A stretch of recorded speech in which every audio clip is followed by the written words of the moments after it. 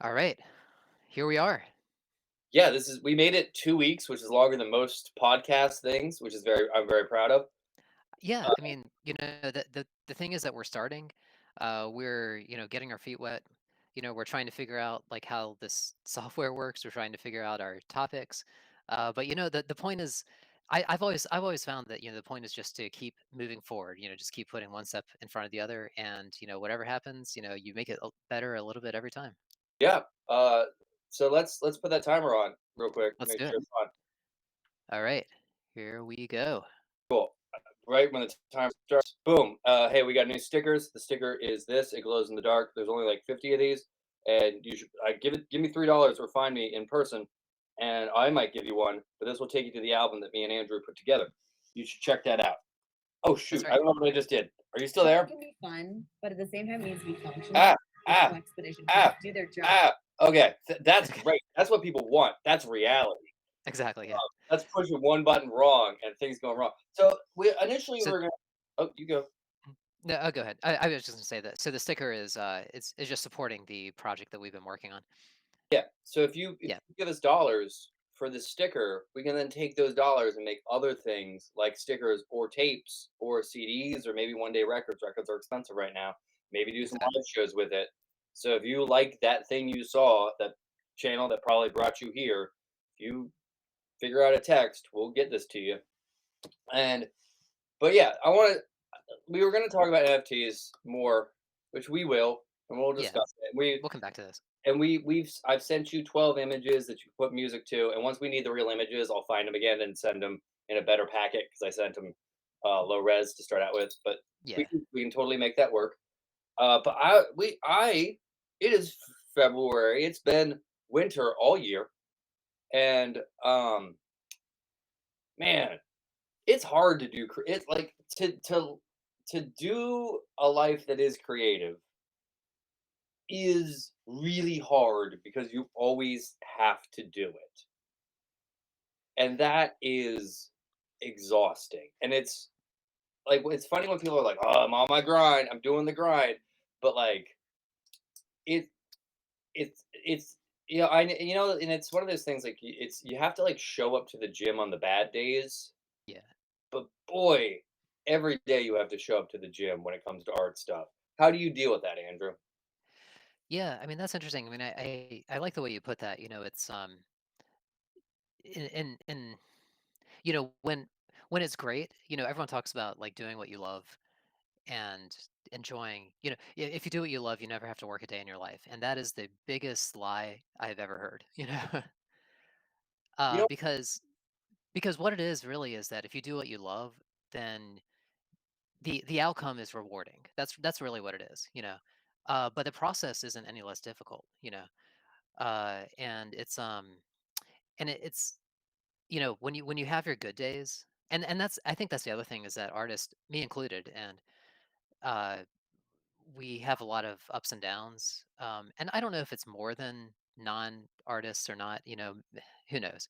But maybe we're just more vocal about it. But we definitely have a lot of ups and downs, and it's hard to get through some of those down days. But I think what I discovered to get to the point, to figure out like what is the solution or what is the way to deal with that. One of the honestly, really pretty early on, like in college, um, when I was trying to address this, I think that what I found is kind of two things. Like one, it's important to just keep putting one foot in front of the other. And, even if you are creating something and it's not good or it's not up to what you think is a good standard, at least you're still creating, because it's still the process of doing it, I think. And working, and that's part of the process of working through it. It's just, you have those little slumps. And then hopefully what happens is you get through those slumps and then you get a little bit more inspired on the other side of that slump. So honestly, like for me, that's been a lot of it. I think is just like saying, okay, well, this is what I do, this is what I want to do, and then just kind of going for it. Now that's a little bit sort of like a brute force answer. I do have some other like more inspirational answers, but I'll let you talk for a second. No, you're doing great. I think part of it is just a brute force, like, you Mm, just keep going to it and then, like, what like, because right now I'm not feeling it, if I'm being yeah, honest, like, I'm just not feeling anything. But, like, every day I make 3 more pieces and I make 3 more digital pieces, and at this point, they're just color fields and squares and stuff, but I'm like, "Well, I yeah, got 3 more done." It's 3 more towards and maybe having a project at the end helps, and having, like, this is good and our work yeah. together is good, like, having a second person is super helpful It 'cause is, yeah, it's so this sounds way darker than it is, but it's so easy to let yourself down and let it go. But when there's yeah, someone else there, like the push is much harder, and that's such a yeah, good thing. yeah. Yeah, absolutely. And because I think that being accountable to somebody, I think really makes a big difference.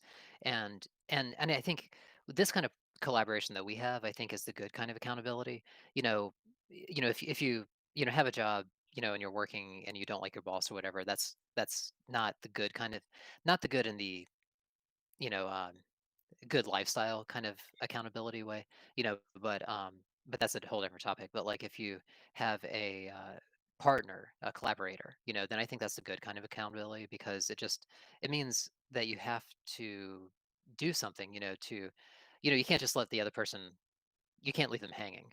Mhm. Mhm. You I had think, non brute force answers. I'd love to hear a few since we're already coming down. I'd love to hear some non brute force answers. yeah.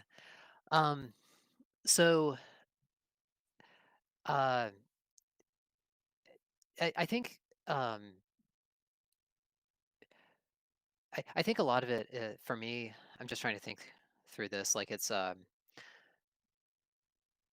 um, maybe like finding an idea and then trying to figure out how to get there. Yeah.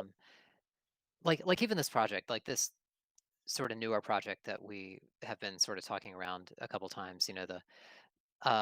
Like I didn't really have a full vision of what the project was going to be. Like I just sort of thought, hey, I want to do something with some kind of remixes, and then I don't know, it started to sort of take shape little by little, and then so I just threw the idea out to you. Mhm. Just to, honestly, like part of it was just to sort of get some feedback, and this is another reason I think a collaborator is good as well because I threw out the idea, you had a response to it, and then we kind of, and I'm sure like there'll still be some changes along the way, as well. So it's like, okay, you're sort of bouncing ideas back and forth. So that's part of it. I think just saying, hey, there's something I want to do, and like, how do I get there is, Mhm. um, and then, I think also for me, like finding inspiration in non-music sources, uh, has been really helpful. So, you know, um, because there's different ways to approach it, but I think that if you are, like in my case, if I'm feeling not productive in the music, then it can be helpful to listen to other artists or get inspiration from other musicians, but I think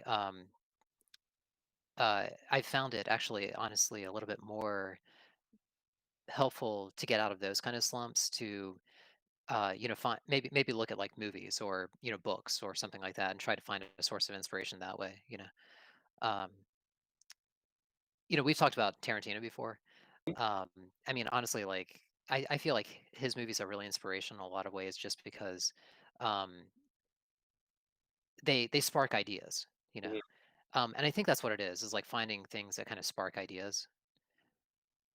And Tarantino's not the only one. I mean, Yeah. there's artists and again, like I mentioned that Van Gogh exhibit. I mean, that was very inspirational. It's like, you know, I want to do something like that, which actually uh, not for this conversation, but I think we could do something like that exhibit actually with the art that we're doing. I'm sure So we stuff could. like that. You just got to find the projector guy. Those things are expensive, but we'll find a way Yeah, around it. And I am not being negative about it.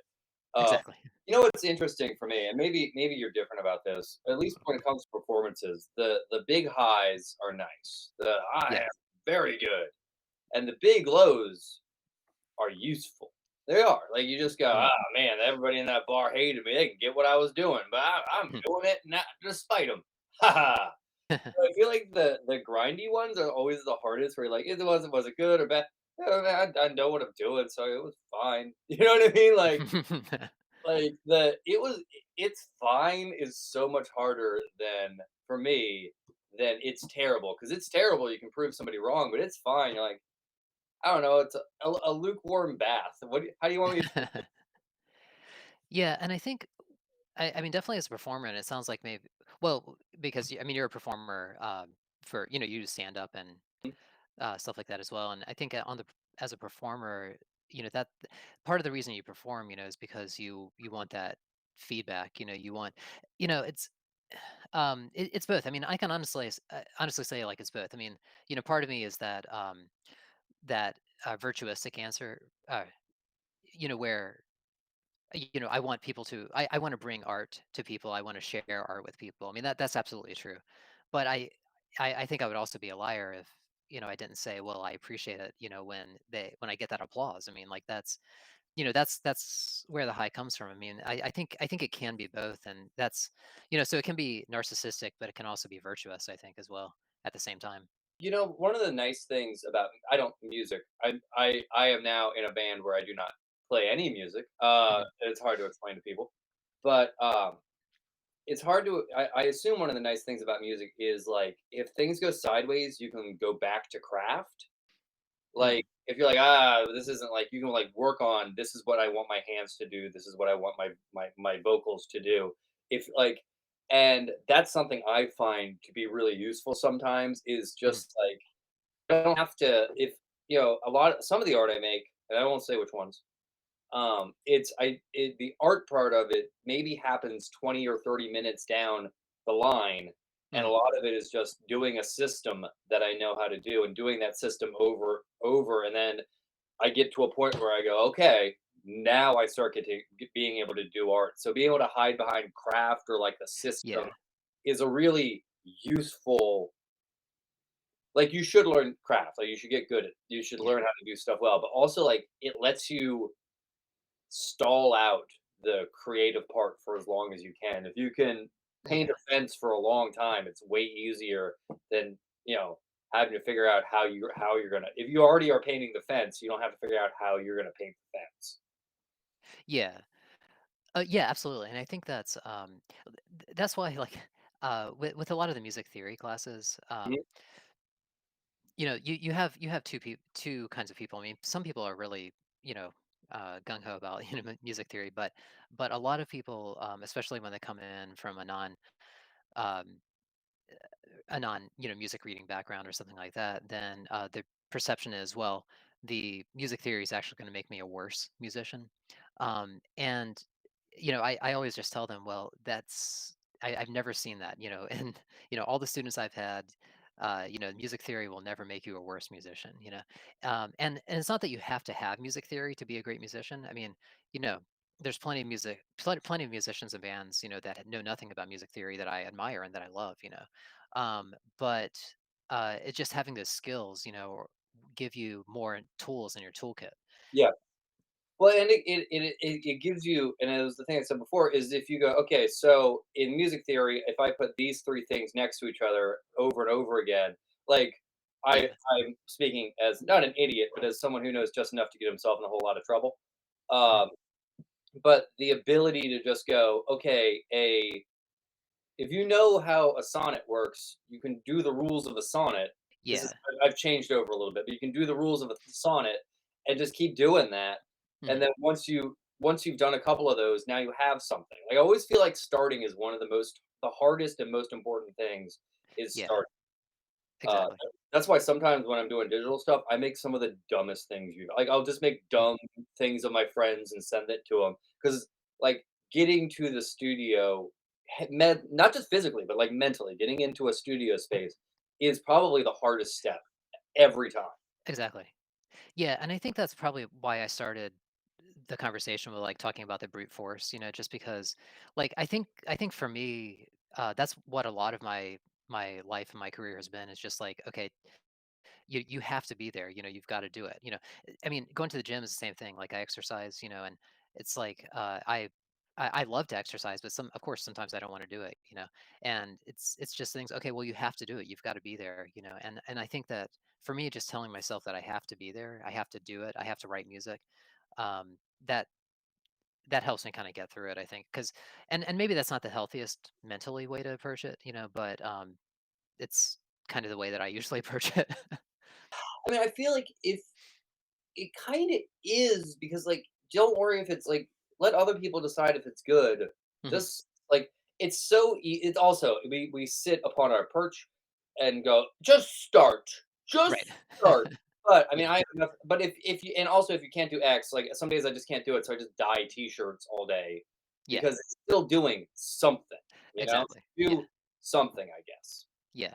And it's not just sitting, you know, sitting in front of the, Netflix. Oh, Good God, Netflix for like 8 hours. Okay. yeah, we you gotta watch that clock, my guy. Yeah. And that was 15 minutes.